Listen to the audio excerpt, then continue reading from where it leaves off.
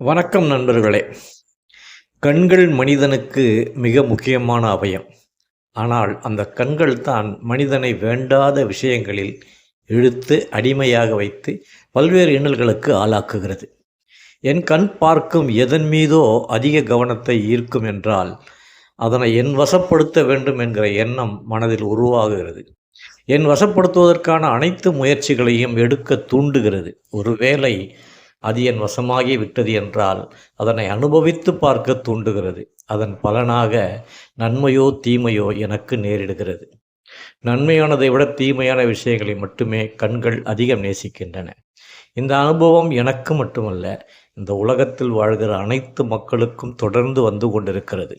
கிறிஸ்தவர்கள் நம்பி விசுவசிக்கும் வேதமாகிய பைபிளில் முதல் மனிதன் ஆதாம், அவனது மனைவி ஏவாள் இருவரும் ஏதேன் தோட்டத்தில் அனைத்து வசதிகளோடு இருந்தபோது இத்தோட்டத்தில் உள்ள அனைத்து மரங்களின் பழங்களையும் சாப்பிடலாம், ஆனால் ஜீவ விருட்சம் என்னும் மரத்தின் கனியை சாப்பிடக்கூடாது என்று இறைவன் கட்டளையிட்டதை மீறி ஏவாளின் கண்கள் அந்த மரத்தின் கனியை பார்த்த மாத்திரத்தில் அதன் மீது ஈர்ப்பு உண்டாகி அதனை தன்வசமாக்கி உண்ண வேண்டும் என்ற உந்துதல் வந்து அதை எடுத்து புசித்தாள். அத்துடன் ஆதாமுக்கும் கொடுத்தாள்.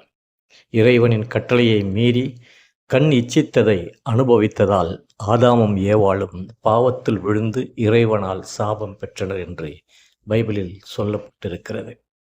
மனிதனின் வாழ்வுக்கும் வீழ்ச்சிக்கும் மிக முக்கிய காரணமாக உள்ள கண்கள் பார்வை எங்கே செல்கிறது என்பதை நமது கட்டுக்கோப்புக்குள் வைத்து கொண்டால் நல்லது. கண்ணானது சரீரத்தின் விளக்காயிருக்கிறது. உன் கண் தெளிவாயிருந்தால் உன் சரீரம் முழுவதும் வெளிச்சமாயிருக்கும்.